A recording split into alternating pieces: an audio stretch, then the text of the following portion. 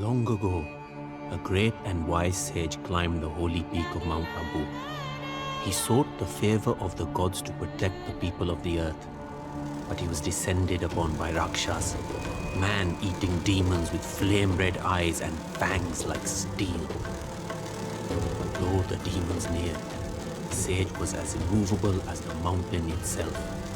Though he felt the heat of the demon's breath on his bare shoulder, the sage was resolute, making the offering of fire to the gods and asking for their protection. From the flames of his offering spawned the Rajput clans, born of fire and smoke.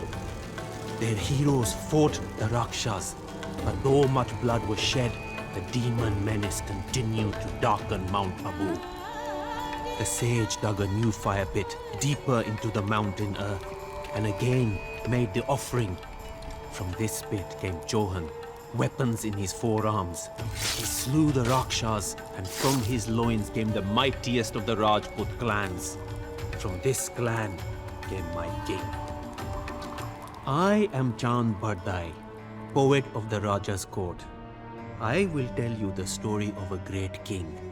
But this story, much like life itself, must start from the beginning. My king, Prithviraj, was not always a great Raja.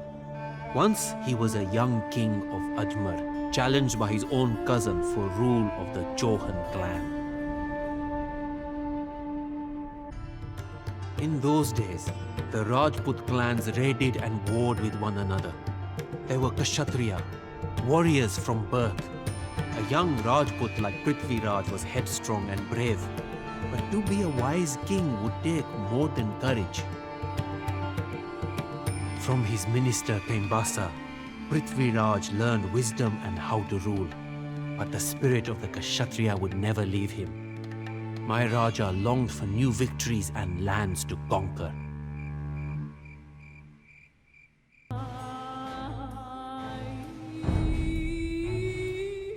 Rajasthan is a harsh land, a desolate desert snaked by the winding fingers of the Ganga river.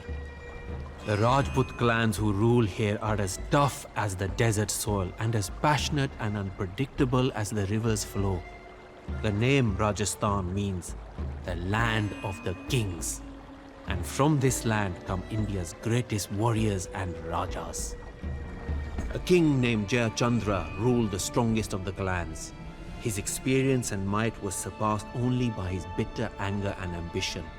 He sought to rule all of Rajasthan. In keeping with the ancient traditions, Jayachandra ordered a ritual signifying his authority. A mare was released into Rajasthan and pursued by the king's warriors. Wherever the horse went, the ruler of that land would either accept Jayachandra's authority or challenge it by fighting the warriors. As Prithviraj hunted tigers in the forest, he discovered how quickly the hunter could himself become the hunted. All of India heard tales of Prithviraj Digvijaya, his conquest of all directions. The Rajput princes submitted to him, and word of his victories spread far. Princes came from all lands to congratulate the young Raja. But far greater than any princely gift was the love of a princess. In Kannauj, in the very court of his rival Jayachandra, Prithviraj caught the eye of Sanyugita, a headstrong Rajput princess with bewitching beauty. The young king fell in love with Jayachandra's own daughter.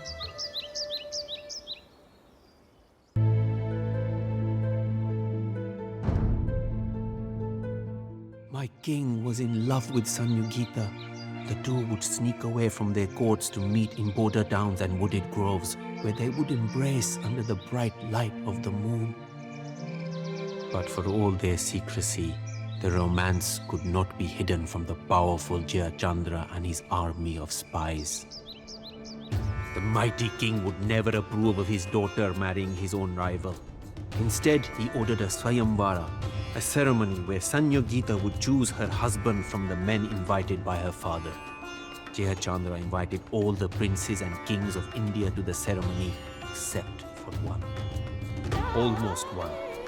In mockery of Prithviraj, Jayachandra had a clay statue made in the young king's image to serve as the doorman to his court. Sanyugita was as headstrong as she was beautiful. With the infinite courage of a Rajput princess, she walked through the royal court carrying the ceremonial garland and ignoring the expectant gazes of her suitors. Coming to the door, she defiantly laid the garland around the neck of the clay statue of Prithviraj, declaring him her husband. To her surprise, the young Raja had braved the dangers of his rival's kingdom to slip into the ceremony. Emerging from behind the statue, Prithviraj embraced Sanyugita. The two rode to Ajmer as the furious Jayachandra vowed that his revenge would be felt to the ends of the earth.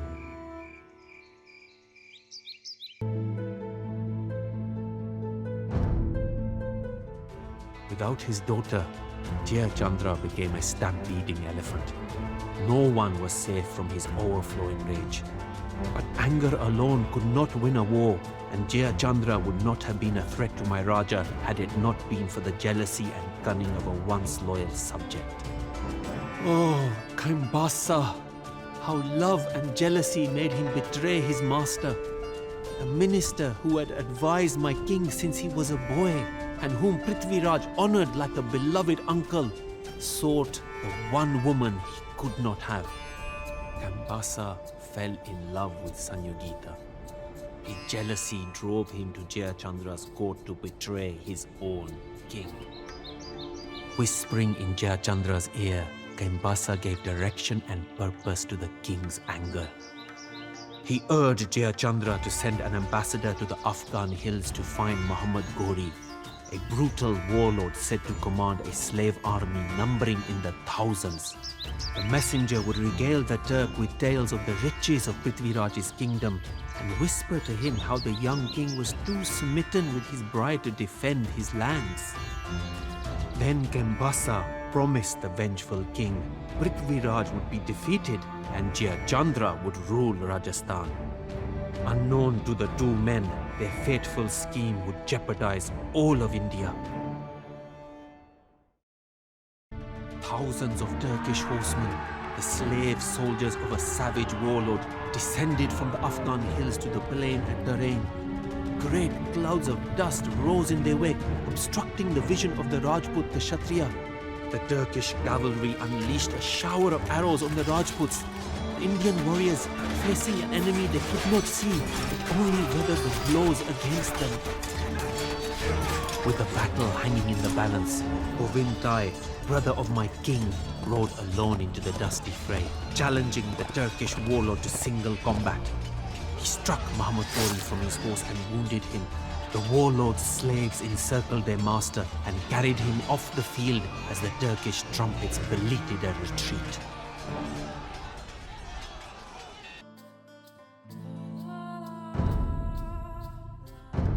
Prithviraj's victory over Muhammad Ghori proved to be a curse.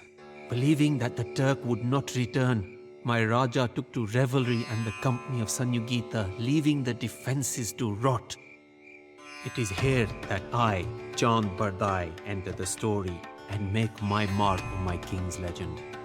I warned my Raja that nothing would stop the Turk. The warlord had come down from the barren Afghan mountains to gaze upon the wealth of India and would return with a larger army. My Raja was wise and he listened to me. He sent messengers to the other Rajput princes, calling them to war, but few listened. Laughing, the princes told the messengers that surely the Turks would not return so soon after being blooded by Rajput the Kshatriya. The princes of Rajasthan sent only token forces to aid my Raja's defense. As my king marched once again to war, I feared that he would not return. I began to write this tale and shared it with the other poets. Even if my king did not survive the battle, his legend would live on throughout all of India. I would make sure of it. Prithviraj's heroism could not overcome his delay. He was defeated and taken to the Turkish warlord's castle in the Afghan mountains. There, my king was cruelly blinded and imprisoned. I followed my Raja in his captivity, When I came to the Turkish court, I regaled the warlord with the same tales and feats that I have told you. Surely I persuaded him. A generous warlord would treat such a heroic Raja as a companion and vassal, not as a prisoner condemned to a sullen dungeon. But Muhammad's heart was cruel, and though he brought my Raja from his prison, he mocked Prithviraj for his blindness. In ridicule, he threw a bow and a single arrow at my Raja's feet and dared him to strike at him. Prithviraj drew the bow. Though he could not see, the sound of the Turk's sneering laughter made his aim true. He released the arrow, striking Muhammad Gori. The guards fell upon Prithviraj and slew him. In Ajmer, Sanyogita was stricken with grief. So strong was her love that she could not bear to live another day without her Prithviraj. In honor of her husband and defiant to the end, she took her life by throwing herself into a fire. Thus, my story ends where it began, with a legend born of fire.